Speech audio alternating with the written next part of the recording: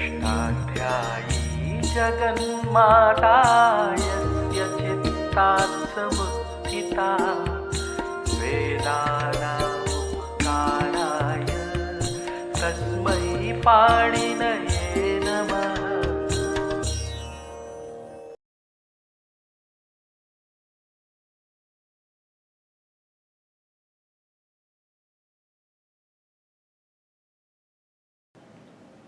नमः पाणिनये। हम लोग पौष्पी प्रक्रिया के अनुसार सुबंध रूपों की सिद्धि कर रहे हैं। इसमें हमने सिद्धांत कौमुदी के क्रम को तोड़ा है और 3 लिंगों में विभाजन नहीं किया है, क्योंकि लिंग का बहुत बड़ा संबंध प्रक्रिया के साथ नहीं है। तो अभी हम सर्वनाम शब्दों के रूप बना रहे हैं। सर्वनाम 35 है और 35 सर्वनामों में से युष्मद् अस्मद् और इदम् अदस् और भवतु, ये 5 सर्वनाम हलंत हैं। और जो हलंत दिखते हैं हमको त्यत् तद यद एतद किम, ये हलंत दिख रहे हैं, किंतु सुबंध प्रक्रिया में विभक्तियां परे होने पर ये अदंत हो जाते हैं। इसलिए इनको हमने अदंत के वर्ग में शामिल कर दिया है। कौमुदी में इनको दकारांत में रखा गया है, किम को मकारांत में रखा गया है। तो त्यत् तत् को दकारांत में रखना और किम को मकारांत में रखना, इसका कोई औचित्य हमको प्रतीत नहीं हुआ। तो हमने इन सबको अकारांत सर्वनामों के साथ, आदंत सर्वनामों के साथ सम्मिलित कर लिया। इसलिए हम इनके रूप इनके साथ ही सिद्ध कर रहे हैं। अब यहाँ से हम आरंभ करते हैं त्यदादि सर्वनाम। तो त्यदादि कहाँ तक है? देखिए, त्यत् तद यद एतत् इदम् अदस् एक द्वि युष्मद् अस्मद् भवतु किम, यहाँ तक है त्यत् से आरंभ करके अंत तक। किंतु यहाँ एक वार्तिक आता है, द्विपर्यंता नाम एव इष्टिः। त्यदादियों को कहाँ तक मानेंगे? तो कहते हैं द्विपर्यंत ही मानेंगे। त्यत् तद यद एतत् इदम् अदस् एक द्वि, इतने ही त्यदादि है। तो युष्मद् अस्मद् भवतु किम, ये 4 त्यदादि नहीं कहलाएंगे, ये 4 छूट जाएंगे। तो त्यत् से आरंभ करके द्विपर्यंत त्यदादि कहलाते हैं। तो इनके लिए क्या विशेष बात है? तो इनके लिए सूत्र है त्यदादि नाम अह, सहज बोध के 5म भाग का 47वां पृष्ठ। त्यदादि नाम अह, ये जो त्यदादि हैं इनको अकार अंतादेश होता है, इनके अंत को आकार हो जाता है। और द्विपर्यंता नाम एव इष्टि हमने पढ़ दिया कि द्विपर्यंत ही को हमको त्यदादि में मानना चाहिए। तो त्यत् तद यद एतत् इदम् अदस् एक द्वि, इतने हैं, इनको अकारांतादेश हो जाएगा। तो अकारांतादेश होगा तो जो त्यद है उसके दा को होगा, दा को हो जाएगा अ। और यह आदेश होता कब है? अकारांतादेश विभक्तौ, विभक्ति परे होने पर। ये सूत्र है 7-2-102। इसके ऊपर सूत्र आता है अष्टन आ विभक्तौ, उससे विभक्तौ की अनुवृत्ति आती है। तो विभक्ति परे होने पर त्यदादियों को अकार अंतादेश होता है। तो इसको हो गया अब ये जो अथ है, इसके बाद ये आया गुण, अतो गुणे से इसको पररूप हो गया, तो बन गया त्य। अब इसको त्या हो गया, तो पररूप हो गया, और पररूप होने के बाद बन गया त्या। तो त्या है और सु है। तत् शब्द आएगा, तद, तो तत् के दा को होगा आ, पररूप होगा तो बनेगा ता और सु, त्या सु, ता सु, ये स्थिति है। तब दूसरा सूत्र आता है तदोह सह सा वनंत्ययोः। तदोह षष्ठी है और सह प्रथमा है, और सौ सप्तमी है, षष्ठी स्थानीय होता है, षष्ठ्यंत स्थानीय होता है और सप्तम्यंत निमित्त होता है। तो त्यदादि शब्दों के अनंत तकार के स्थान पर सकार आदेश होता है। ये जो त्यदादि शब्द हैं, त्यद में ता कहाँ पर है? अनंत है, अंत में नहीं है। तो त्यदादि शब्दों के अनंत तकार और अनंत दकार के स्थान पर सकार आदेश होता है। तो ये त्या है, इसमें जो ता है ये अनंत है। अंत्य भव अंत्य और न अंत्य अनंत्य, तो अनंत तकार है। ये तत् का ता जो है ये भी अनंत है, इसको हो जाएगा सा, इसको भी हो जाएगा सा। तो जो त्या था ये बन गया स्या और ता था ये बन गया स। तकार और दकार के स्थान पर होता है। तो ये त्यद है, इसको त्यदादि नामा किया तो त्या बन गया और तदो सह सावनंत्ययो किया तो स्या बन गया। इसी प्रकार तद है, इसको हुआ ता को हुआ सा। अब ये सु है, इसके सकार को हमने किया ससरुह से ऋत्व और खरवसानी विसर्जनीय से विसर्ज। स्यः त्यौ ते, स्यः त्यौ ते, क्योंकि ये जो सकार आदेश हो रहा है ये सु परे होने पर हो रहा है, केवल सु में।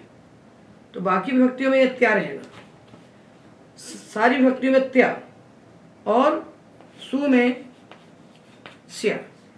स्यः त्यौ ते जैसा शी हो गया, पूरे रूप सर्व शब्द के समान बन जाएंगे। हमने पहला शब्द बनाया सर्व, उसके समान सब बन जाएंगे। तो स्यः त्यौ ते जैसा शी हुआ,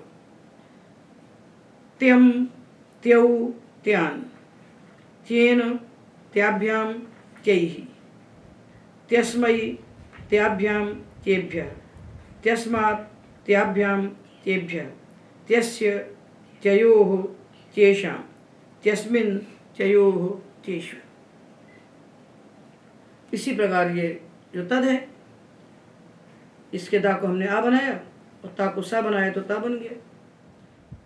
इसके दा को हमने आ बनाया और ता को सा बनाया तो बन गया सा। सह तौ ते, तम तौ तान, तेन ताभ्याम तैः, तस्मै सर्वनाम नस्मै हो गया, ताभ्याम तेभ्यः, तस्मात् गसियो स्मात् स्मिन्, तस्मात् ताभ्याम तेभ्यः, तस्य तयोः तेषां, तस्मिन् तयोः तेषु। त्यदादि नाम संबोधनम नास्ति। जो त्यदादि हैं इनका संबोधन नहीं होता है और बाकी सर्वनामों का संबोधन होता है, त्यदादियों को नहीं होता। और जब त्यदादि नाम संबोधनम नास्ति कहते हैं तब त्यदादि लिए जाते हैं अंत तक, और जब त्यदादि नाम आ कहते हैं तब त्यदादि लिए जाते हैं द्विपर्यंत। तब हम द्विपर्यंत तो नहीं लेंगे, नहीं तो अस्मत् युष्मत् का संबोधन होने लगेगा, तो हे अहम हे तो हम बनने लगेगा। तो त्यदादि नाम संबोधनम नास्ति जब कहते हैं तो त्यत से लेकर किम पर्यंत लेते हैं, और त्यदादि नाम आ कहते हैं तो त्यत से लेकर के द्विपर्यंत लेते हैं। तो सर्वाधिगम पक्षी शब्दों की सर्वनाम संज्ञा करने के हमने 5 फल जाने हैं। जैसा शी सर्वनामना स्मयी, गस ग्यो स्मात् स्मनौ और आम सर्वनामना सुच। और ये तो 4 हुए। 5वां है अव्यय सर्वनाम नाम अकच प्राक्टे है। सर्वनाम को जिसकी सर्वनाम संज्ञा होती है उससे अकच प्रत्यय होता है, का अपवाद और टी के पहले होता है। इन 5 रूपों पर हमको दृष्टि रखना है, बाकी अदंत नाम के समान ही होंगे।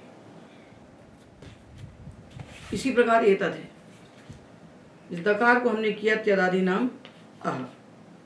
ये आ है, ये आ है, अतो गुण से पर रूप हो गया। अतो गुण से पर रूप किया तो बना एत। एत और सु। ये तकार अनंत्य है, अंत में तो आ है, तो इसके स्थान पर हो गया तदो सह सावनंत्ययुः, ये हो गया।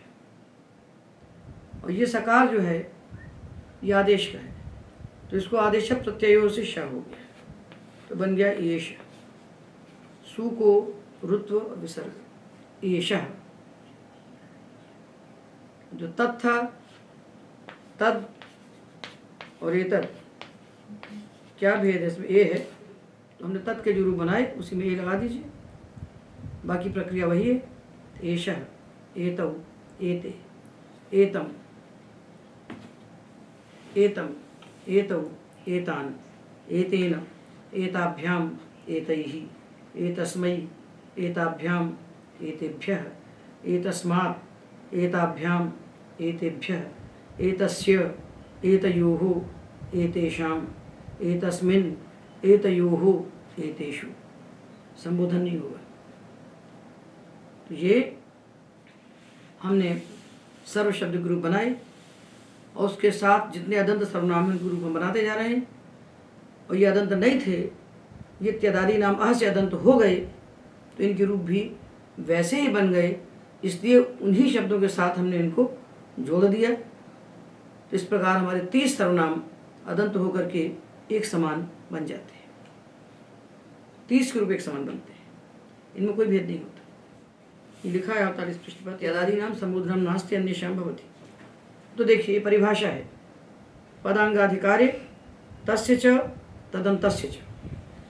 अष्टाध्यायी में एक पदस्य का अधिकार है और एक अंगस्य का अधिकार है। पदस्य का अधिकार चलता है 8, 1, 16, सूत्र है पदस्य। यहाँ से चलता है, कब तक चलता है? जब तक अपदांतस्य नहीं आता, 8, 3, 54 तक ये जाता है। ये पूरा अधिकार कहलाता है पदाधिकार। और अंगस्य का अधिकार आरंभ होता है 6, 4, 1 से। 6, 4, 1 सूत्र है अंगस्य, ये जाता है 7, 4 के अंत तक। 7, 4 का अंतिम सूत्र है ईच गुणः। तो 6, 4, 7, 1, 7, 2, 7, 3 और 7, 4, 5 पादों का अंगाधिकार है। और 8, 1, 16 से लेकर 8, 3, 54 तक पदाधिकार है। ये 2 अधिकार है। तो ये परिभाषा कहती है पदांगाधिकारी तस्य च तदन्तस्य च। पदाधिकार में और अंगाधिकार में जो भी कार्य कहे जाते हैं, वो जिनको कहे जाते हैं उनको तो होते ही हैं, और वो शब्द जिनके अंत में होते हैं उनको भी होते हैं, तदंत को भी होते हैं। तो हमने पढ़ा त्यदादि नाम अह, ये सूत्र है 7वें अध्याय के दूसरे पाद का। और 7वें अध्याय का दूसरा पाद जो है ये अंगाधिकार के भीतर है। तो ये सूत्र अंगाधिकार का सूत्र है।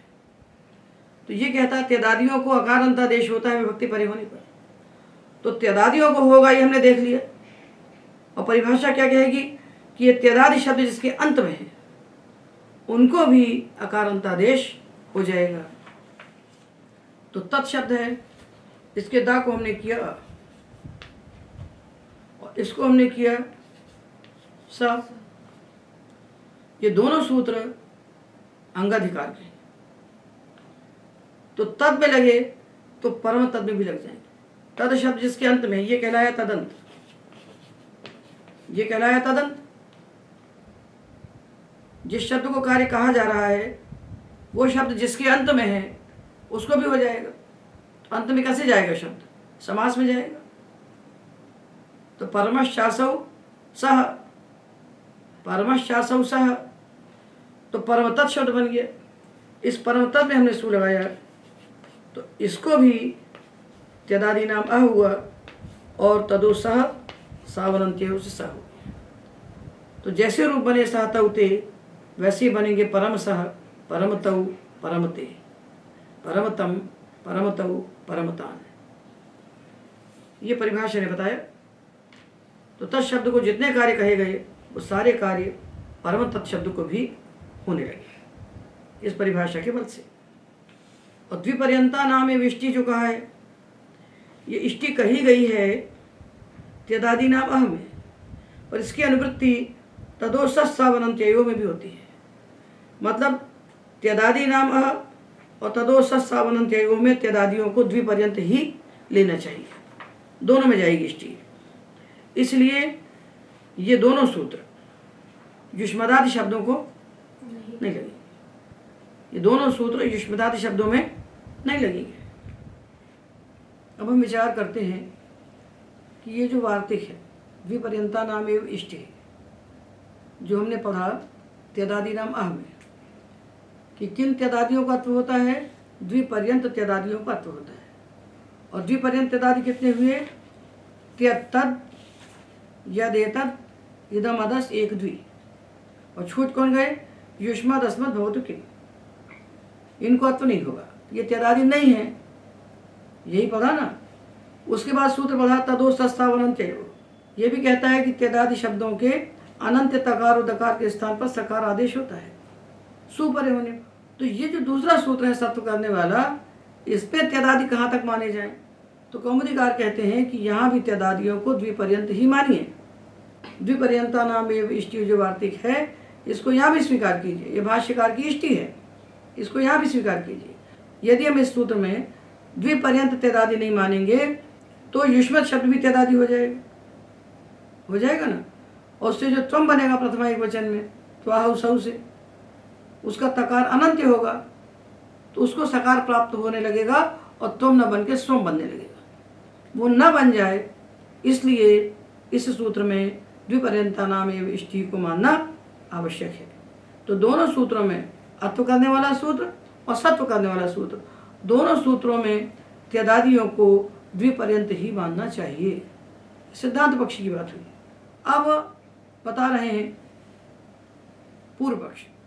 यदि कोई कहे कि हम द्विपर्यंता नाम एवं इष्टि इस वार्तिक को तदो सत्सावनंत्ययो सूत्र में नहीं मानेंगे और हम त्वम बना लेंगे और हम त्वम के तकार को होने वाले सकार को रोक लेंगे, तो कैसे रोक लोगे भाई? तो बोले हम ऐसे रोकेंगे कि हमने तो द्विपर्यंत नहीं माना, युष्मत को हमने त्यदादि के भीतर मान लिया ना, अब त्वम बन गया, तो तदो सत्सावनंत्ययो आया, वो कहेगा इसको हम सकार करते हैं। तो हम कैसे रोकेंगे? हम ऐसे रोकेंगे कि हम उससे कहेंगे देखो भाई, इस तकार को तुम सकार नहीं कर सकते, ये त्यदादि है तो भी तुम नहीं कर सकते। कैसे नहीं कर सकते? बोले यदि पाणिनि को इस तकार को सकार करने की इच्छा होती तो पाणिनि पहले तकार बनाते और फिर सकार करते, इतनी लंबी क्रिया क्यों करते पाणिनि सीधा स्वाहा सब सूत्र बना देते ना। यदि पाणिनि की ऐसी इच्छा होती, उनका यह अभीष्ट होता कि ये त्वम न बन के स्वम बने, तो पाणिनि ये नहीं करते कि पहले उसको त्वाहु स उसे त्वा बनाते और फिर तदो स से सा बनाते, इतनी लंबी खींचतान करते क्या पाणिनि? सूत्रकार है वो, तो सीधा स्वाहु सब सूत्र बना देते, पर उन्होंने स्वाहु नहीं बनाया, उन्होंने त्वाहु बनाया। इससे ये ज्ञापित होता है कि पाणिनि चाहते हैं कि ये त्वम का जो ता है ता ही रहे। तो अब उनको हम ये बताते हैं कि यदि आप ऐसा कहते हैं कि तकारोच्चारण के सामर्थ्य से ही त्वम का तकार ही रहेगा, द्विपर्यंता नाम एवं इष्टि की अनुवृत्ति की आवश्यकता हमको नहीं है, तो आपका ऐसा कहना गलत है। क्यों गलत है? कि पाणिनि ने त्वाहु सौ सूत्र जो बनाया है, वे ये सूत्र उन्होंने त्वम को सिद्ध करने के लिए बनाए नहीं। पाणिनि ने जो त्वाहु सौ सूत्र बनाया है, ये त्वम के लिए नहीं बनाया है, ये अतित्वम के लिए बनाया है। क्योंकि त्वम को तो वे त्वमावेक वचने से बना सकते थे, तो त्वमावेक वचने से जब त्वम बन सकता था तो उन्होंने त्वाहु सौ सूत्र क्यों पढ़ा? तो वो सूत्र उन्होंने इसलिए पढ़ा है कि जब ये युष्मत शब्द समास का अवयव बन करके गौण हो जाएगा, उपसर्जन हो जाएगा, तब वहां ये नहीं पहुंच पाएगा, त्वमावेक वचने नहीं पहुंच पाएगा। तो जो हम समास बनाते हैं त्वाम अतिक्रांता अति युष्मत, त्वाम अतिक्रांता अति युष्मत, ये प्रातिपदिक हम बनाते हैं, इससे जब सु लगाएंगे तो यहाँ पर त्वमावेक वचने नहीं लगेगा। यद्यपि युष्मदस्त्वादेशः त्वमावेक वचने इति सिद्धः, तथापि युष्मान अतिक्रांतो अतित्वम इत्यर्थम अत्र विधानम।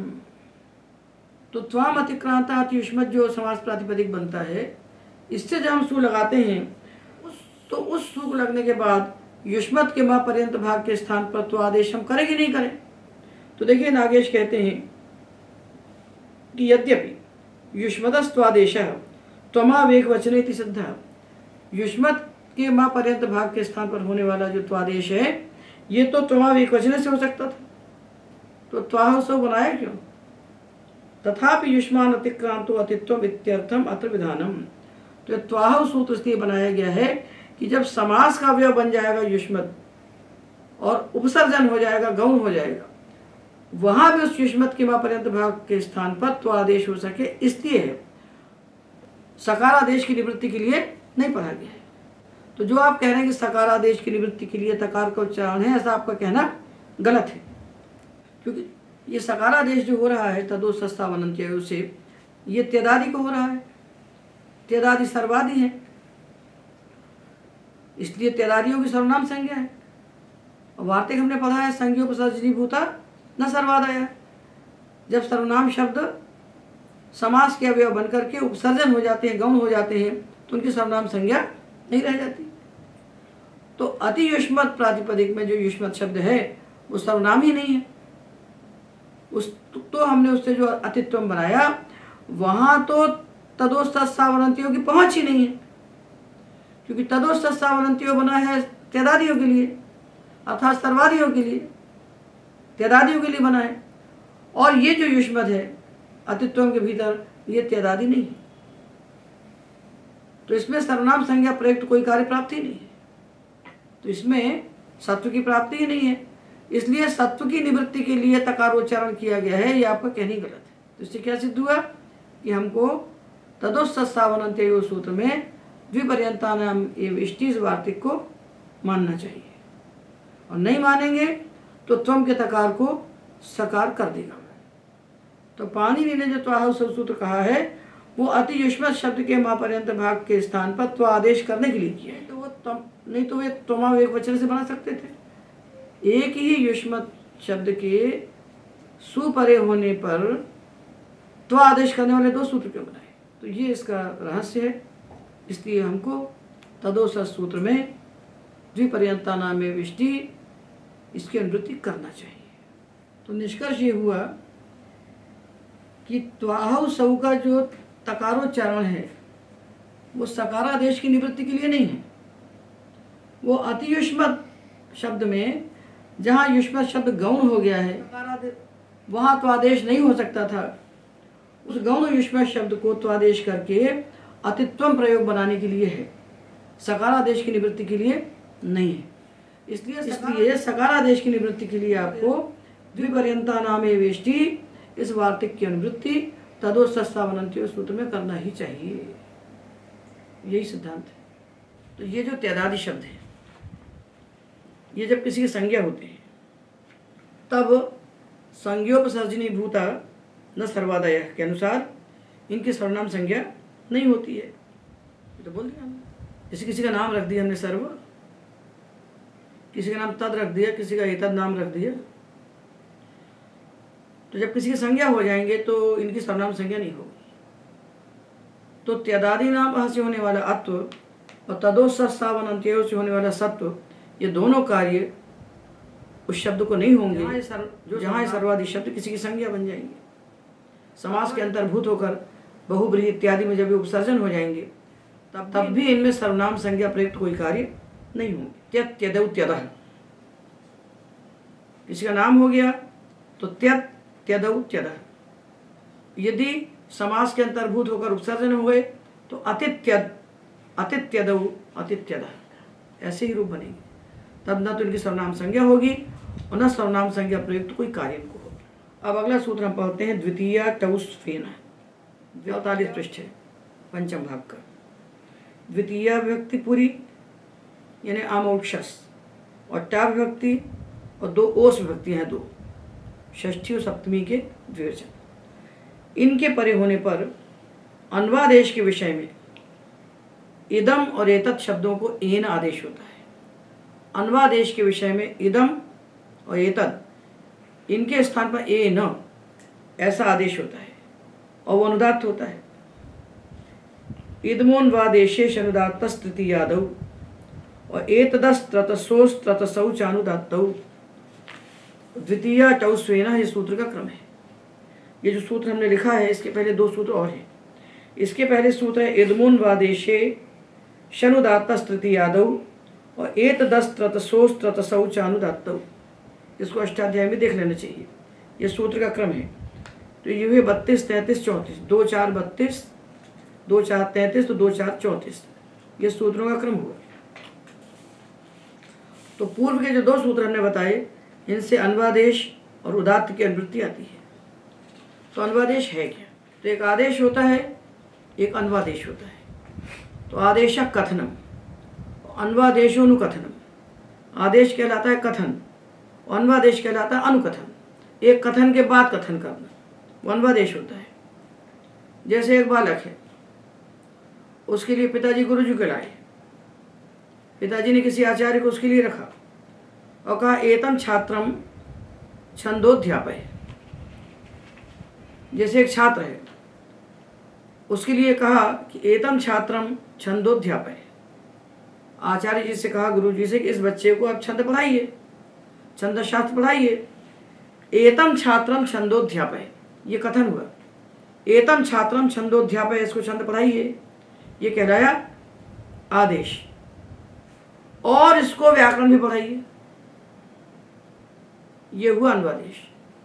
इसको छंद पढ़ाइए, ये आदेश है, और इसको व्याकरण भी पढ़ाइए, ये अन्वादेश। ये कथन के बाद का अनुकथन है। तो जब अनुकथन किया जाएगा तो जब कथन कर रहे हैं तब तो एतम छात्रम कहेंगे, और जब अन्वादेश करेंगे तो उसको एन आदेश हो जाएगा। तो अथो एनम व्याकरणमप्यध्यापय। तो अन्वादेश विषय में इदम और एतद, इस पूरे को एन आदेश हो गया। पूरे इदम को और पूरे एतद को अनेकाल है, पूरे के स्थान पर आदेश होगा। ये हुआ द्वितीय का एक वचन अम। एतेन छात्रेण रात्रि अधीता, इस छात्र ने रात भर पढ़ा। अथो एनेन आरप्यधीतम, और इसने दिन भर भी पढ़ा। तो एतेन छात्रेण रात्रि अधीता, ये आदेश हुआ, ये कथन हुआ आदेश। और अथो एनेन, और इसने आरप्यधीतम, ये अन्वादेश हो गया। तो अन्वादेश में एन आदेश होगा, आदेश में एतद ही रहेगा, आदेश में एतद रहेगा, अन्वादेश में एन आदेश हो जाएगा।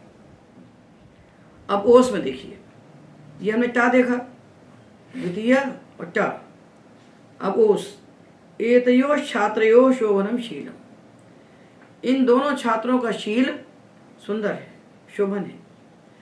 अथो एनयो प्रभूतम स्वम, और इनका जो धन है वही प्रभूत है, शील भी है और धन भी है।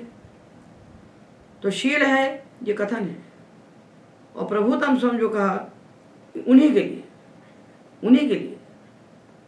अथो एन यो प्रभुतम स्वम, ये अन्वादेश हो गया। तो यहाँ एत यो के स्थान पर एन यो हो गया। इदम में बनता अनयो हो, वहाँ भी एन यो हो जाएगा। एतद और इदम दोनों के षष्ठी द्विवचन में एन यो बनेगा अन्वादेश में। तो कथन होता है वस्तु निर्देश मात्र, और किसी के लिए एक बात कह करके उसी के लिए जब कुछ और कहा जाता है तो अन्वादेश हो जाता है, उसी के लिए कहना चाहिए। अन्वादेशे नपुंसक वचने एनद इति वक्तव्य है, और नपुंसक लिंग एक वचन में अन्वादेश होने पर इदम और एतद को एनत आदेश होता है। एनत, एनद नहीं है। इदम वस्त्रम अस्ति, एनत प्रक्षालय, ये कपड़ा है, इसको धो दो। एतद वस्त्रम अस्ति, एनत प्रक्षालय। इदम वस्त्रम अस्ति, एनत प्रक्षालय। प्रक्षालय एनत, तो इदम हो चाहे एतद। नपुंसक लिंग एक वचन में, प्रथमा द्वितीय के एक वचन में एनत आदेश होगा, और यहाँ पर एन आदेश होगा। यहाँ एन आदेश होगा, नपुंसक में एनत आदेश होगा। तो एतद शब्द के जो रूप लिखे हैं 47 पृष्ठ पर, इसके साथ एनत के रूप मिलाकर के ही हमें चिंतन करना चाहिए। एषा एतौ एते, ये प्रथमा ऐसी रहेगी पुंलिंग में। एतम एतौ एतान और एनम एनौ एनान। एतत एतौ एतान ये जो रूप हैं अन्वादेश कथन में ये बन जाएंगे एनम एनौ एनान। और तृतीया में जो एतेन है ये अन्वादेश बनेगा एनेन। एतेन एनेन, एताभ्याम एतैः, एतस्मै एताभ्याम एतेभ्यः, एतस्मात् एताभ्याम एतेभ्यः, एतस्य एतयोः एनयोः, एतेषाम्, एतस्मिन् एतयोः एनयोः, एतेषु। इसी प्रकार इदम के साथ भी हमको ये अन्वादेश में इन रूपों को ध्यान रखना चाहिए। तो एनम एनौ एनान ये द्वितीय, एनेन ये टा, एनयोः एनयोः ये ओस। अन्वादेश नहीं होगा तो एन आदेश नहीं होगा। अयम दंडाहारणेन, ये दंडा है इससे ले जाओ, तो यहाँ नहीं होगा, ये अन्वादेश नहीं है। एक के लिए कोई बात कहकर उसी के लिए जब दूसरी बात कही जाती है तो अन्वादेश होता है। तो ये तो वस्तु निर्देश मात्र है कि डंडा है ले जाओ, ये डंडा है इससे ले जाओ, इससे अनेन हर क्यों कहता है? अयम दंडा हर अनेन, तो ये बात तो उसी डंडे के लिए है, दूसरी बात तो कहीं नहीं गई। ये वस्तु निर्देश मात्र है, अन्वादेश नहीं है। ये हमने एतत् शब्द पर्यंत रूपों की सिद्धि कर ली। अब आता है एक। तो एक शब्द तो अदंत ही है और ये एक वचन में ही होगा, एक का तो द्विवचन ही हो सकता। तो जैसे रूप हमने बनाए तत् के, वैसे ही एक के बना लें। एकः, एकम, एकेन, एकस्मै, एकस्मात्, एकस्य, एकस्मिन्। इसमें तेदाद्यत्व का कोई प्रयोजन ही नहीं है, तेदादि के भीतर इसको रखने का कोई प्रयोजन नहीं है। द्विशब्द को है तो द्विशब्द तेदादि के भीतर है, तो तेदादि नाम अह से इसको द्वा बन गया, अत्व करके द्वा बन गया। तो द्वौ द्वौ, द्वाभ्याम द्वाभ्याम, द्वाभ्याम, द्वयोः द्वयोः, ये द्विशब्द के रूप केवल द्विवचन बनेंगे। तत्पुरुष समास में उत्तर पद की प्रधानता होती है।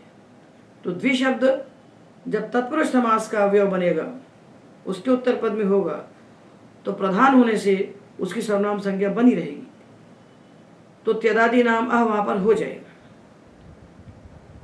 तो परम द्वि बनाया हमने, परम द्वि, परमौ द्वौ, परमौ द्वौ, शुभ लोग किया तो समास बना परम द्वि, परम द्वि। इसकी सर्वनाम संज्ञा बनी रहेगी और बनी रहने से इसको भी सर्वनाम संज्ञा प्रयुक्त जो कार्य कहा गया है त्यदादि नाम वो हो जाएगा। तो परमद्वौ, परमद्वौ, परमद्वाभ्याम, परमद्वाभ्याम, परमद्वाभ्याम, परमद्वयोः, परमद्वयोः, ये रूप बनेंगे। यदि किसी का नाम द्वि रख दिया जाए तो संज्ञा होने पर वो सर्वनाम नहीं रह जाएगा। किसी की संज्ञा बन जाने पर सर्वनाम नहीं रहेगा, तब उसके रूप कैसे चलेंगे? तब इकारांत पुंलिंग हरि के समान, हरि हरि हरय, द्वि द्वि द्वय, ऐसे रूप चलेंगे।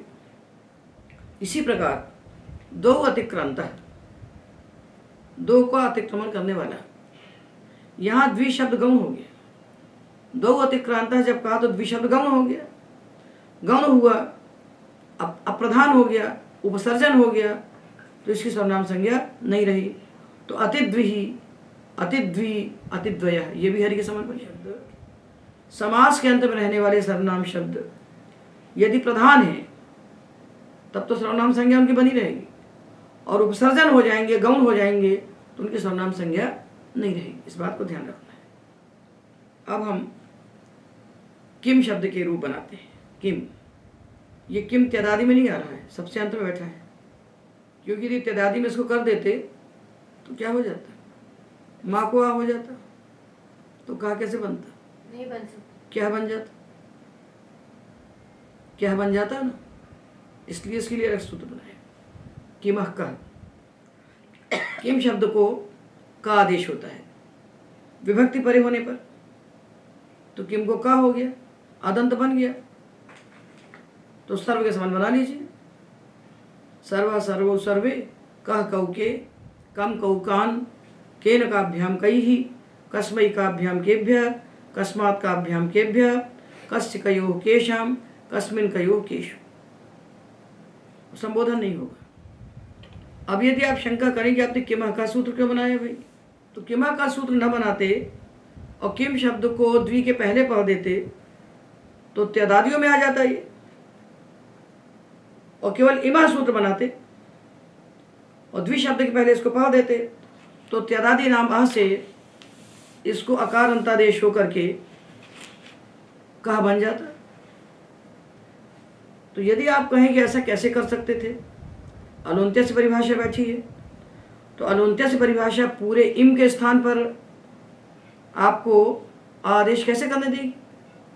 अलौंत्य से परिभाषा क्या कहती है कि अंतिम अल के स्थान पर करिए षष्ठी सिंधु दृष्टिकारी को, तो इम के माँ के स्थान पर आ होता और ई तो रह जाता, ई तो रह जाता, तो क्या बनता, कहा तो नहीं बनता। तो अलौंत्य परिभाषा से ये आकार केवल मकार के स्थान पर होता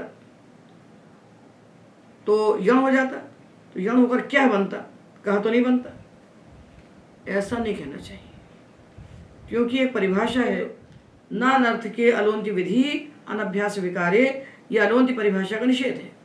ये कहता है कि जो अलौंत्य से परिभाषा है ये अनर्थक में प्रवृत्त नहीं होती, अनर्थक में नहीं रखती। अनर्थक क्या होता है और सार्थक क्या होता है।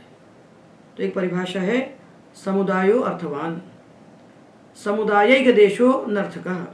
तो अनर्थक क्या है, तो देखिए पूरा समुदाय अर्थवान होता है, पूरा समुदाय अर्थवान होता है और समुदाय का एक देश अनर्थक होता है। अरे आपका नाम विष्णु है तो विष्णु का पूरा अर्थ है ना भाई, विष्णु पूरा जो शब्द समुदाय है आपके अर्थ को बताता है।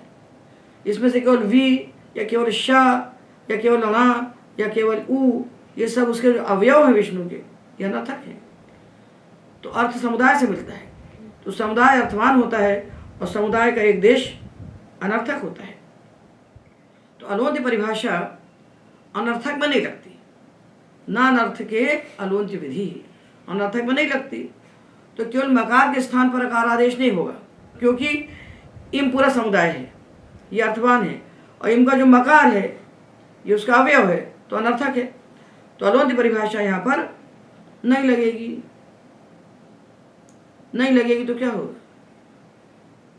पूरे समुदाय के स्थान पर अकार आदेश हो जाएगा, तो पूरे इम के स्थान पर अकार आदेश हो जाएगा, किम के इम के स्थान पर आ हो जाएगा।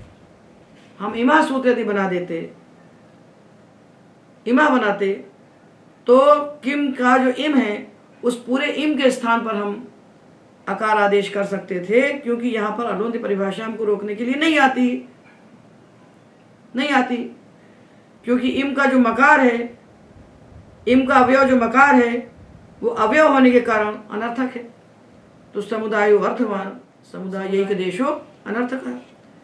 तो बन गया है, तो कितना बढ़िया बन गया कि हमने इम लिया, हमने किम को उठा के द्वि के पहले रख दिया और इम के स्थान पर हमने त्यदादि नाम आह कर दिया, और अलौंत्य परिभाषा वहाँ नहीं रोक पाई इसको, तो कहा बन गया। तो ऐसा करके हम प्रसन्न नहीं हो सकते। क्यों नहीं हो सकते, कि जब हम किम से अकच लगाते हैं, जब किम से हम अकच लगाते हैं तो अकच कहाँ लगता है, प्राक्टेय है, तो किम, ये किम है, इसकी तो अकच यहाँ बैठेगा की के पहले, तो का और ये अकच और इम, तो क्या बन गया, ककिम, ये बनता है ककिम। देखिए अब ये ककिम बन गया, ये ककिम बन गया ना, अकच किया हमने की के पहले, तो जो किम शब्द था ककिम बन गया।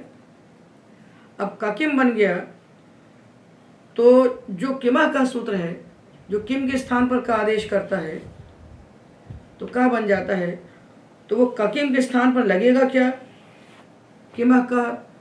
तो यहाँ फिर वही परिभाषा आएगी, तन मध्य पतिता तद ग्रहण गृह्यते। जो तन मध्य पतित होता है उसका ग्रहण भी उसी के ग्रहण से हो जाता है, किम है, तो किम के मध्य में आके बैठा है ये अकच, तो एक ककिम बन गया। तो जो कुछ कार्य किम को होगा वो ककिम को होगा।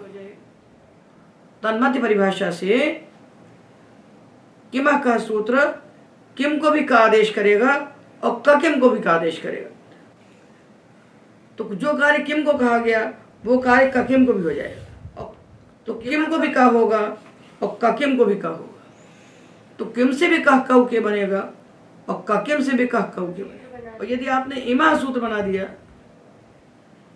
तब तो वो आदेश इम के स्थान पर होगा, इम को आ होगा और कक छूट जाएगा, तब का ना बन के ककह बन जाए, तब का ना बन के ककह बन जाए।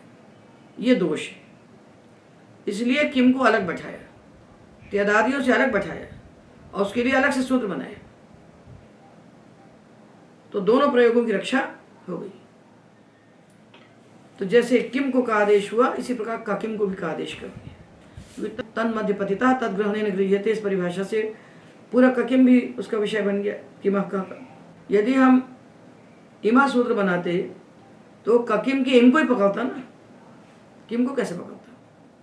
तो कका बनता, कह बन नहीं सकता था। इसलिए किम को त्यादादियों से बाहर रखा और किमः का सूत्र बना करके उसकी अलग से सिद्धि की। उसको त्यादादि नाम अ से अत्व करने से काम नहीं चल सकता था। इसलिए तो यहाँ तक हमने सर्वाधीनी सर्वनामानी की व्याख्या समझी। तो देखिए अष्टाध्यायी में सर्वनाम संज्ञा का प्रकरण है, प्रथम अध्याय के प्रथम पाद में 1-1-27 से लेकर 1-1-36 तक, 27, 28, 29, 30, अच्छा 10 सूत्रों का ये प्रकरण है। सर्वनाम संज्ञा करने वाला, सर्वनाम संज्ञा का विकल्प करने वाला, सर्वनाम संज्ञा का निषेध करने वाला। तो इसमें से हमने अंत के 3 सूत्र पढ़ लिए हैं। अब जो बचे हैं उनका विचार अब हम करते हैं। तो सर्वादियों की सर्वनाम संज्ञा कही गई, जो 35 सर्वादि है। अब सूत्र कहता है विभाषादिक समासे बहुव्रीहि हो। बहुव्रीहि समास में स्थित जो दिशावाचक सर्वादि शब्द हैं उनकी विकल्प से सर्वनाम संज्ञा होती है। दिक् समास का अर्थ दिशाम समासः दिक् समास है। अब आगे सूत्र आ रहा है न बहुव्रीहि हो, पहले उसको देख लीजिए जो 51 पृष्ठ पर है। बहुव्रीहि समास की चिकीर्षा हो तो अलौकिक विग्रह वाक्य के अवयव सर्वादियों की सर्वनाम संज्ञा नहीं होती। बहुव्रीहि समास में सर्वनाम संज्ञा नहीं होती, ये कहेगा सूत्र। उसका ये विकल्प है कि बहुव्रीहि समास में सर्वादि शब्दों की सर्वनाम संज्ञा का जो निषेध किया गया है उसका ये विकल्प कर रहा है कि यदि बहुव्रीहि समास है और दिक् समास है, दिशाओं का समास है, बहुव्रीहि समास है और दिशाओं का समास है, तब उस बहुव्रीहि की सर्वनाम संज्ञा का निषेध नहीं होगा, अपितु उस बहुव्रीहि समास की विकल्प से सर्वनाम संज्ञा होगी। उत्तर पूर्वा दिक्,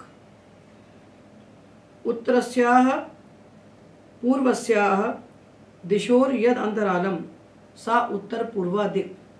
उत्तर दिशा और पूर्व दिशा का जो अंतराल है, बीच का भाग, उसका नाम है उत्तर पूर्वा दिक्।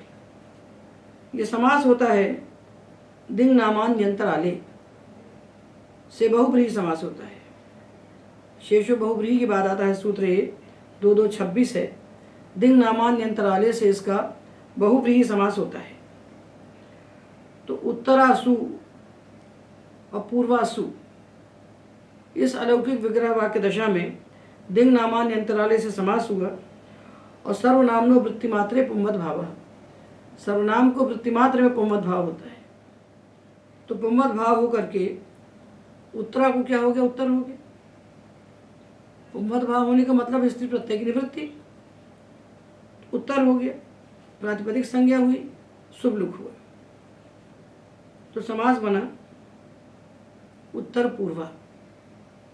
ये उत्तर पूर्वा की बहुव्रीहि समास होने के कारण समास संज्ञा का निषेध हुआ और विभाषादिक समास से बहुव्रीहि ने विकल्प कर दिया। तो ये उत्तर पूर्वा जो शब्द बना है, इसके दोनों शब्द सर्वनाम हैं, दोनों शब्द सर्वनाम हैं और समास की विकल्प से सर्वनाम संज्ञा हुई है। तो जब सर्वनाम संज्ञा होगी तब सर्वनाम संज्ञा प्रयुक्त कार्य होंगे, जब नहीं होगी तो नहीं होंगे। तो दो प्रकार से इनके रूप बनेंगे। तो उत्तर पूर्वा ये समास स्त्रीलिंग है। तो अभी हमने पुंलिंग रूप बनाए हैं सर्वनाम शब्द के। तो हमने 5 कार्य किए थे, जसषी, सर्वनाम स्मयी, गसी स्मात स्मनऊ और आम सर्वनामना सुच और अव्यय सर्वनामना मखत प्राक्त्य है, ये भी हमने पढ़ा।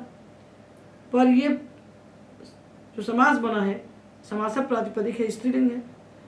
तो स्त्रीलिंग के लिए सर्वनाम संज्ञा के लिए दूसरे फल हैं। तो जो आबंध सर्वनाम शब्द हैं उनके लिए विशेष सूत्र आते हैं। देखिए 74 पृष्ठ पर देखिए, सर्वनामना स्याग ह्रस्वश्च। आबंध सर्वनाम से विहित जो गित विभक्तियाँ, आबंध सर्वनाम हो और उनके बाद गित विभक्तियाँ आए, गित यानी गे, घसी, घस, गी, इन्हें स्याद का आगम होता है। और जो आबंध प्रातिपदिक है उसको ह्रस्व हो जाता है। और आम प्रत्यय परे होने पर आम सर्वनामना सुट से सुट का आगम होगा तो विभक्ति बनेगी साम। ठीक है। तो गे से बना स्यई, गसी से स्याह, गस से स्याह, गी से श्याम और आम से बन गया साम। 5 हो गए। और जब सर्वनाम संज्ञा नहीं हुई तो याद आपा से याद का आगम होगा। तो यही, या, याम, और वहाँ नुट का आगम हो जाएगा आम में, तो नाम। उत्तर पूर्वस्यई, उत्तर पूर्व यही, ये गे में। गसी में उत्तर पूर्वस्याह, उत्तर पूर्वायाह, गस में भी यही बनेगा, उत्तर पूर्वस्याह, उत्तर पूर्वायाह। और गी में उत्तर पूर्वस्याम, उत्तर पूर्वायाम।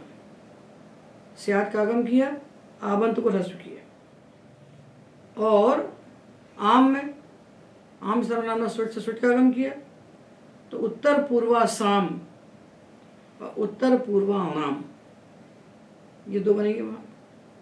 इसी प्रकार दक्षिण पूर्वादिक, दक्षिण पूर्वस्यई, दक्षिण पूर्वायई, दक्षिण पूर्वस्याह, दक्षिण पूर्वायाह। ठीक है। और गी में दक्षिण पूर्वस्याम, दक्षिण पूर्वायाम। और आम में दक्षिण पूर्वासाम, दक्षिण पूर्वानाम। सूत्र में दिक् समासे कहा है। तो दिंग नामान्य अंतराले सूत्र से होने वाला जो प्रतिपदोक्त दिक् समास है उसी का विकल्प है ये, अन्य समासों का विकल्प नहीं है। इसलिए अनेक मन्य पदार्थे से होने वाले बहुब्रीहि समास का विकल्प ये नहीं बनेगा।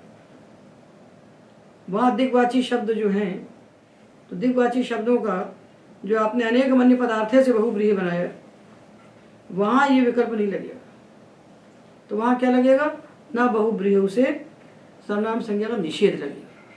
तो वह सर्वनाम संज्ञा प्रयुक्त एक भी कार्य नहीं होगा। जैसे या उत्तरा सा पूर्वा यस्या उन्मुग्धायास तस्यै। भ्रांति है किसी को कि जो पूर्व दिशा है वही उत्तर दिशा है, समझ में नहीं आ रही है। तो तस्यै उन्मुग्धायै, तो यहाँ भी उत्तर पूर्वा बना, पर ये उत्तर पूर्वा जो बना है ये दिंग नामान्य अंतराले से दिशाओं का अंतराल बताने के लिए नहीं बना है। ये समास हुआ है अनेक मन्य पदार्थ से। तो अनेक मन्य पदार्थ से होने वाले बहुब्रीहि का निषेध होगा समास संज्ञा। तो उत्तर पूर्वा बन गया, तो समास संज्ञा का निषेध हो गया।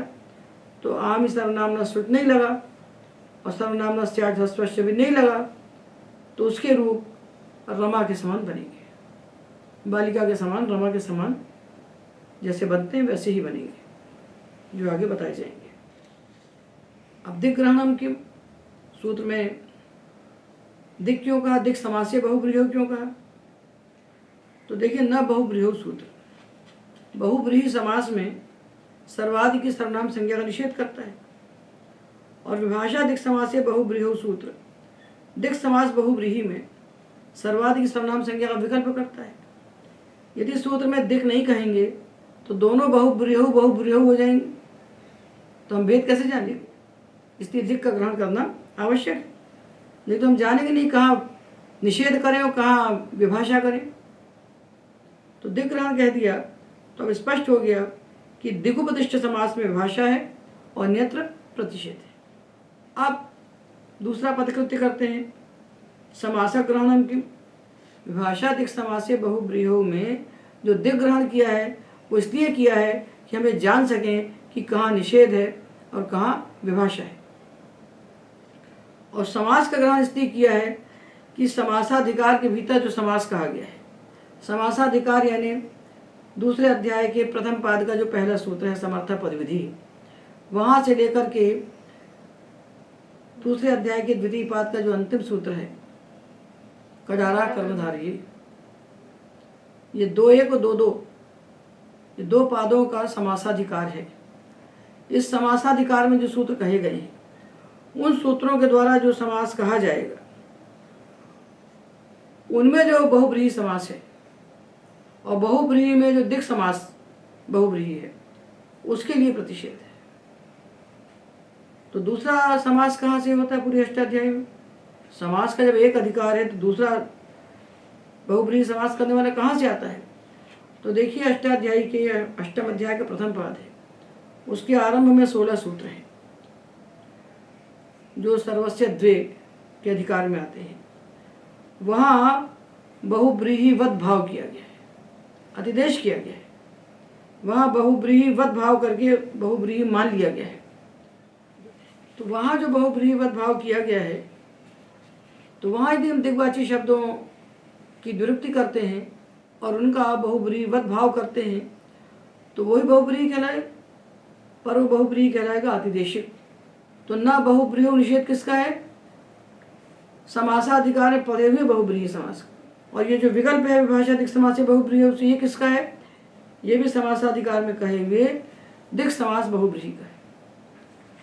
तो जो निषेध है वो समासाधिकार में पठित बहुब्रीहि का है, जो विकल्प है वह भी समासाधिकार में पठित बहुब्रीहि का है।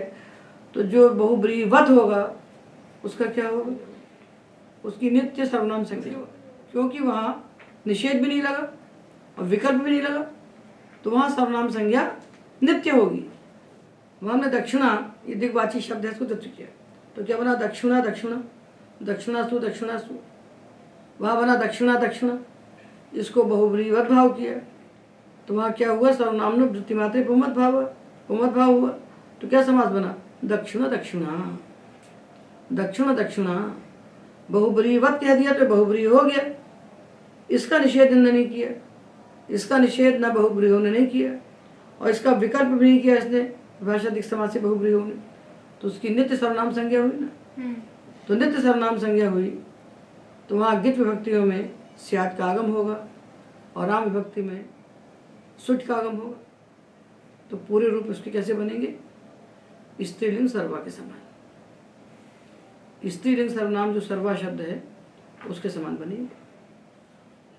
यहाँ आबाधे च सूत्र से बहुब्रीहिवत भाव हुआ जिसमें कि एकम बहुब्रीहिवत से बहुब्रीहिवत की अनुवृत्ति आई है।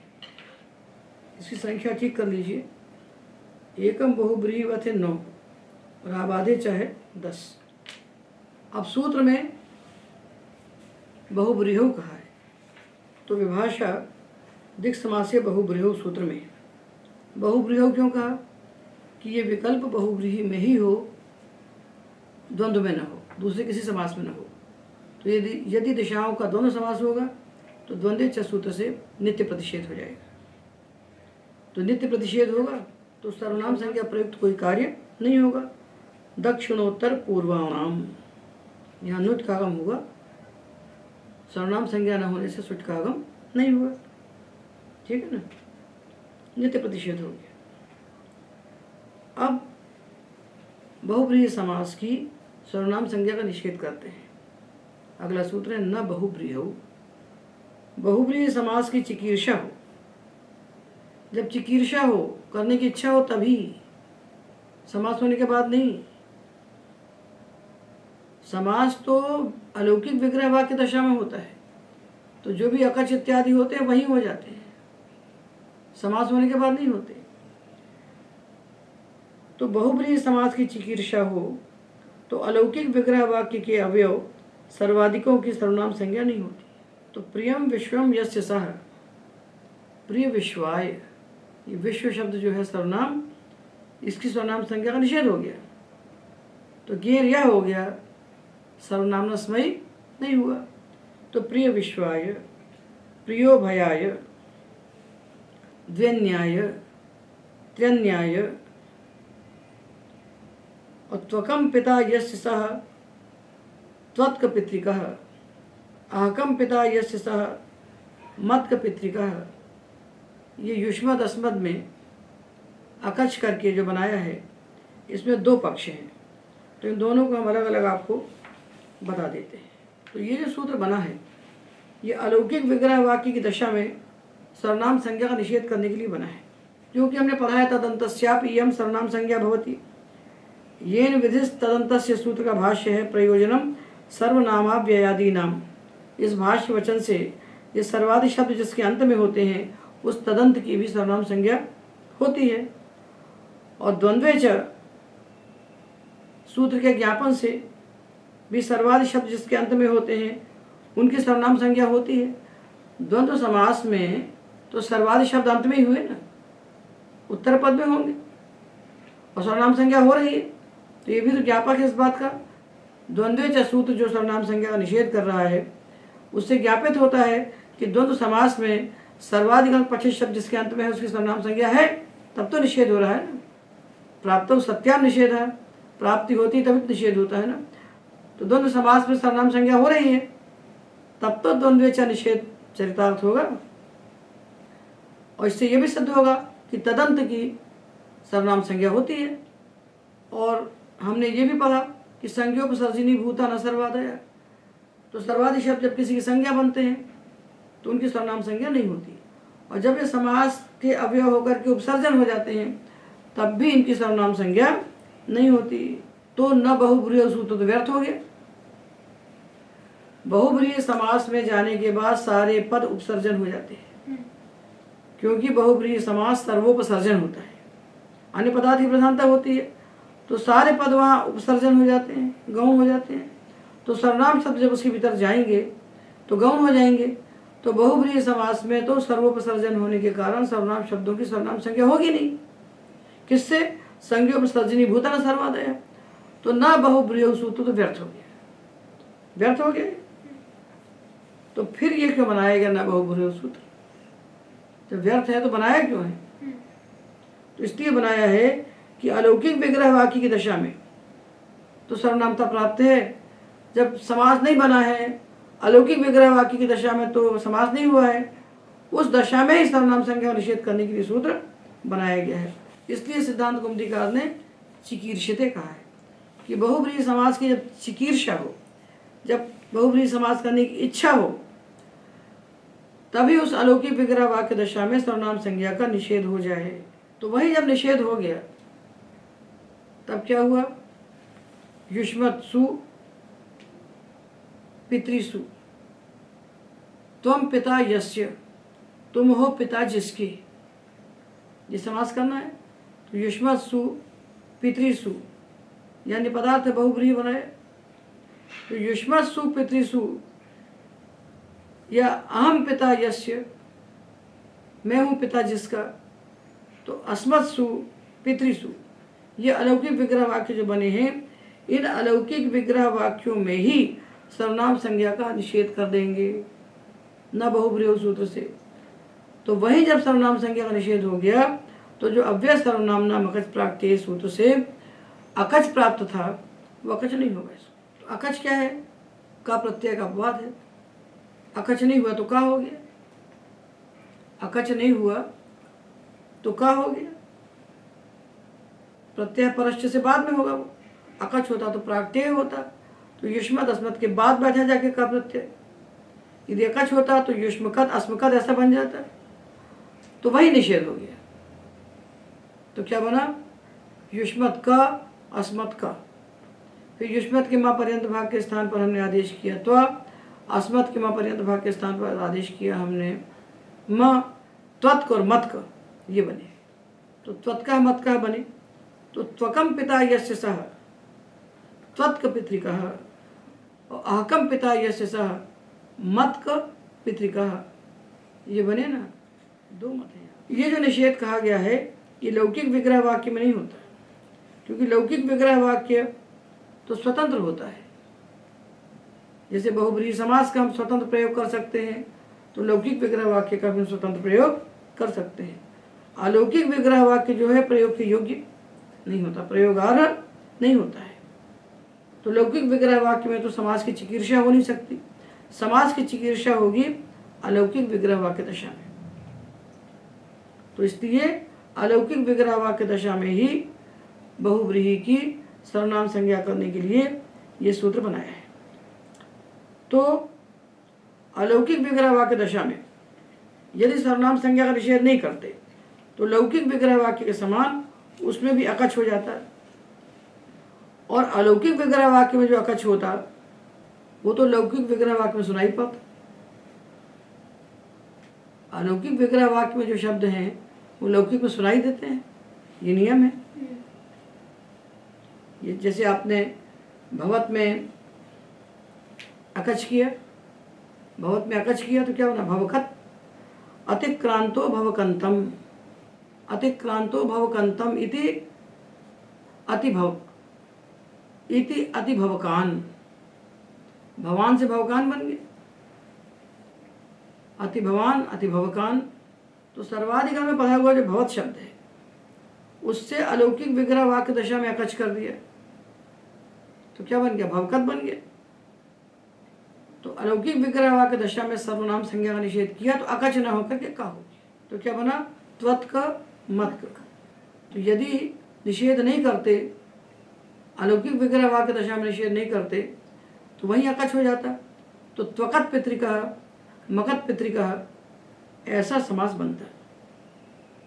तो त्वकत पितृका मकत पितृका को रोकने के लिए और त्वत्क पितृका मत पितृका बनाने के लिए अलौकिक विग्रह वाक्य दशा में बहुब्रीहि समास में सर्वनाम संज्ञा का निषेध कर दिया है। किंतु भाष्यकार को बहुब्रीहि समास में स्थित जो सर्वादि हैं उनसे अकच करना इष्ट है।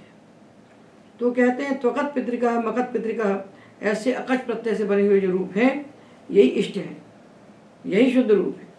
तो इन रूपों में इष्टापत्ति करके वे सूत्र का प्रत्याख्यान कर देते हैं। अर्थात भाष्यकार बहुब्रीहि समास में सर्वनाम संज्ञा चाहते हैं, तो जब चाहते हैं तो अलौकिक विग्रह वाक्य दशा में अकच कर लिया तो त्वकत मकत बन गया। तो त्वकत पितृका मकत पितृका ये प्रयोग जो है भाष्यकार के अनुसार यही इष्ट प्रयोग है, यही साधु प्रयोग है। तो जब उनके अनुसार ये साधु प्रयोग हो गए, मतलब बहुब्रीहि की सर्वनाम संज्ञा उन्होंने की, तो न बहुब्रीहि सूत्र व्यर्थ हो गया, प्रत्याख्यात हो गया, उसकी आवश्यकता नहीं रह गई। दूसरी बात ये कि इसके पहले जो सूत्र हमने पढ़ा विभाषादिक समासे बहुब्रीहि, उसके रहते हुए अगले सूत्र में पुनः बहुब्रीहि क्यों कहा। जब ऊपर के सूत्र में बहुब्रीहि था तो उससे अनुवृत्ति ले लेते, तो क्यों कहा ना बहुब्रीहि, तो क्यों कहा ना बहुब्रीहि। तो इसलिए कहा कि जो भूतपूर्व बहुब्रीहि है, जो अभी बहुब्रीहि नहीं है, पहले बहुब्रीहि था, उसकी भी समास संज्ञा का प्रतिषेध हो जाए। जैसे वस्त्रांतर वसनांतरा, तो एक समास बनाया वस्त्रम अंतरम येषाम ते वस्त्रांतराः, एक समास हुआ। वसनम अंतरम येषाम ते वसनांतराः, ये दो बहुब्रीहि हुए, दो बहुब्रीहि हुए। वस्त्रम अंतरम येषाम ते वस्त्रांतराः, वसनम अंतरम येषाम ते वसनांतराः, येषाम द्वंद्वः, इन दोनों बहुब्रीहियों का द्वंद्व कर दिया। तो क्या बन गया, वस्त्रांतर वसनांतरा, वस्त्रांतर वसनांतराः। ये समास जो हमने बनाया इन दो बहुब्रीहियों को मिला के बनाया। और यहाँ पहले देखा कि एक बहुब्रीहि के रहते हुए जो दूसरा बहुब्रीहि पद लिया, अनुवृत्ति न करके अलग से कहा, उसका फल बता रहे हैं कि जो भूतपूर्व बहुब्रीहि है, ऐसे समास जो पहले कभी बहुब्रीहि थे, उनकी भी सर्वनाम संज्ञा का प्रतिषेध इस सूत्र से हो जाएगा। तो वस्त्रांतर वसनांतरा जो समास बनाया है ये द्वंद्व समास है, वह भूतपूर्व बहुब्रीहि से बना हुआ है, तो इसकी सर्वनाम संज्ञा का निषेध हो गया। तो अब ये जब निषेध हो गया तो द्वंद्व च से निषेध नहीं होगा, इसी से निषेध हो जाएगा। द्वंद्व जैसे निषेध करते तो जस में विकल्प हो जाता, तो अभी सर्वथा निषेध हो गया, जस में इसका विकल्प नहीं होगा, तो इनका नित्य निषेध हो गया, ये तात्पर्य है। अगला निषेध है तृतीया समास से। तृतीया तत्पुरुष समास में सर्वाधिकों की सर्वनाम संज्ञा नहीं होती। मासेन पूर्व मास पूर्व, तस्मै मास पूर्वाय, स्मै नहीं होगा। संवत्सर पूर्वाय, द्वय पूर्वाय, त्रय पूर्वाय। पूर्व सूत्र में समास्य शब्द था, विभाषा दिक् समास्य, उसके रहते हुए तृतीया समास में पुनः समास्य इसलिए कहा कि तृतीया समासार्थ वाक्य में भी सर्वनाम संज्ञा का प्रतिषेध होगा। मासेन पूर्वाय, संवत्सरेण पूर्वाय, मतलब देखिए तृतीया समास में निषेध किया, और तृतीया समासार्थ वाक्य भी यदि है तो भी निषेध हो जाएगा। मासेन पूर्वाय बनेगा, वाक्य बनाया आपने लौकिक वगैरह वाक्य, तो वहाँ पूर्व उसमें नहीं, वो तृतीयांत के साथ समास करना चाह रहे हैं, तो तृतीया समासार्थ जो वाक्य है वहाँ भी सर्वनाम संज्ञा का निषेध होगा। तो मासेन पूर्वाय, संवत्सरेण पूर्वाय, यही बनेगा।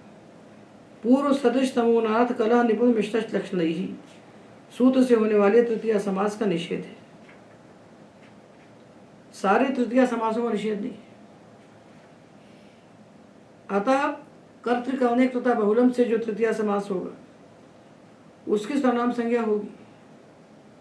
पूर्व सदृश समूनार्थ कलह निपुण मिष्ट लक्षण ही, इस सूत्र से जो तृतीया समास कहा गया है उसके सर्वनाम संज्ञा का निषेध किया गया है। और कर्तृक तथा बहुलम से होने वाले तृतीया समास का निषेध नहीं किया गया, तो उसमें अकच हो जाएगा। त्वयका कृतम, मयका कृतम, द्वंद्वे च, द्वंद्व समास में भी सर्वाधिक की सर्वनाम संज्ञा नहीं होती है। तो वर्णाश्रमे तराणाम, वर्णाश्च आश्रमाश्च इतरे च, वर्ण आश्रम होता, इनका द्वंद्व किया तो वर्णाश्रमेतर शब्द बना। वर्णाश्रमेतर ये द्वंद्व है। सर्वनाम संज्ञा होती तो आम परे होने पर स्वच होता, सर्वनाम संज्ञा का निषेध हो गया तो आम परे होने पर नुच हो गया। वर्णाश्रमेतराणाम, पूर्वापराणाम, कतर कतमानाम, पूर्वे च अपरे च, और दोनों को मिला के हमने किया द्वंद्व, तो सर्वनाम संज्ञा नहीं हुई। तो पूर्वापराणाम, कतर कतमानाम, कतर कतम जतरांत और जतमांत है, जतर जतम से इनकी सर्वनाम संज्ञा हो रही, तथा जतम के पाठ से। तो समुदाय की सर्वनाम संज्ञा का निषेध है, अवयवों की सर्वनाम संज्ञा का निषेध नहीं है। तो समुदाय की सर्वनाम संज्ञा का निषेध हो गया तो आम सर्वनामना सुट से स्वजागम नहीं होगा,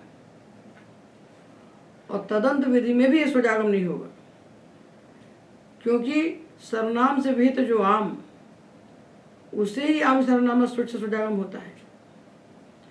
यानी आम प्रत्यय सर्वनाम से विहित होना चाहिए, अदंत सर्वनाम से विहित आम होना चाहिए, तभी होगा। तो जब इसका निषेध कर दिया तो पूर्वापर की सर्वनाम संज्ञा नहीं रही, तो जो आम उससे विहित हुआ उस सर्वनाम से विहित नहीं हुआ, तो जो आम सर्वनाम से विहित होता है उसी को सुटकागम होता है, तो इसलिए इसको सुटकागम नहीं हुआ। तदंत विधि से भी ये स्वजागम नहीं हो सकता, क्योंकि वर्णांत सर्वनाम से विहित जो आम होता है उसको ही स्वजागम होता है। इसलिए वर्णाश्रमेतराणाम इत्यादि में स्वजागम न होकर के नुजागम हुआ। अब द्वंद्व समास की सर्वनाम संज्ञा का निषेध करेंगे, तो उसका विकल्प जस विभक्ति में कर रहा है सूत्र, ये विभाषा जसी। द्वंद्वे च सूत्र से द्वंद्व समास की सर्वनाम संज्ञा का निषेध किया है, नित्य निषेध किया है। किंतु जसादेश शी की कर्तव्यता में द्वंद्व समास की विकल्प से सर्वनाम संज्ञा होती है। तो वर्णाश्रमे तरे, वर्णाश्रमे तराह, कतर कतमे, कतर कतमाह, ये जो विकल्प कहा गया है द्वंद्व समास की सर्वनाम संज्ञा का, ये जसादेश शी की कर्तव्यता में ही होता है। अकच की कर्तव्यता में नहीं होता, अकच की कर्तव्यता में नहीं होगा। तो अकच कर्तव्यता में द्वंद्वे च सूत्र से द्वंद्व समास की सर्वनाम संज्ञा का नित्य निषेध हुआ। तो वर्णाश्रमे तरे जो बनाया, सर्वनाम संज्ञा का विकल्प कर दिया जस में ना, तो फिर हमको लगेगा हम अकच का विकल्प कर लें, तो अकच का विकल्प नहीं होगा, केवल जसस्वी का विकल्प होगा। जसस्वी का विकल्प करने के लिए ये सूत्र बनाया है विभाषा जसी। तो जसी कहा है तो जस परे होने पर जो कार्य है जसस्वी उसी में लगेगा ये विकल्प, तो अकच नहीं हो जाएगा यहाँ, कि विकल्प हो गया तो पक्ष में हम अकच कर लें, तो वर्णाश्रमे तरे में हम अकच नहीं कर सकते। तो अकच नहीं करेंगे तो क्या होगा, का होगा, तो वर्णाश्रमे तर्काः यही बनेगा, वर्णाश्रमे तर्के नहीं बनेगा। प्रथम चर्म तयाल्पार्ध कतिपय नियमाश्च, इनमें से नियम शब्द सर्वाधिक हमें पढ़ा गया है और प्रथम चर्म इत्यादि नहीं पढ़े गए। तो जो नहीं पढ़े गए हैं वहाँ अप्राप्त विभाषा कहलाएगी, जो पढ़ा गया है वहाँ प्राप्त विभाषा कहलाएगी। जस परे होने पर इनकी सर्वनाम संज्ञा विकल्प से होती है, जस परे होने पर इनकी सर्वनाम संज्ञा का विकल्प किए। तो प्रथमे प्रथमाः, चरमे चरमाः, और जो तयप है ये प्रत्यय है, तो प्रत्यय ग्रहणे तदंत ग्रहणम, तो तयप का अर्थ क्या होगा, तयप प्रत्ययांत। तो द्वितये द्वितयाः, अल्पे अल्पाः, अर्धे अर्धाः, कतिपये कतिपयाः, ये शब्द सर्वाधिक में नहीं पढ़े गए थे, विकल्प किया, इसका अर्थ होगा अप्राप्त विभाषा। और नेम पढ़ा गया है और इसका विकल्प किया तो उसको कहते हैं प्राप्त विभाषा। नेमे नेमाः, तो नेमे नेमाः के बचे हुए रूप सर्व के समान होंगे और जो सर्वाधिगम में नहीं पढ़े गए हैं उनके बचे हुए रूप राम के समान होंगे, क्योंकि सर्वनाम संज्ञक नहीं है। इस प्रकार हमने सारे अदंत सर्वनामों के रूप सिद्ध कर लिए। अब जो बचे इदम अदस, युष्मत् अस्मत् भवतु, ये 5 बच गए, इनके रूप हम हलंत प्रातिपदिकों की सिद्धि के समय करेंगे, क्योंकि अभी तक हमने जितने सर्वनाम शब्दों के रूप सिद्ध किए ये सब अदंत है, अदंत नहीं थे तो अदंत हो गए। तो सारे अदंत का हमने एक साथ विचार कर लिया तो लाघव हो गया। अब जो अदंत नहीं है उनके रूपों की सिद्धि हम हलंत में करेंगे। आज के पाठ में ये तब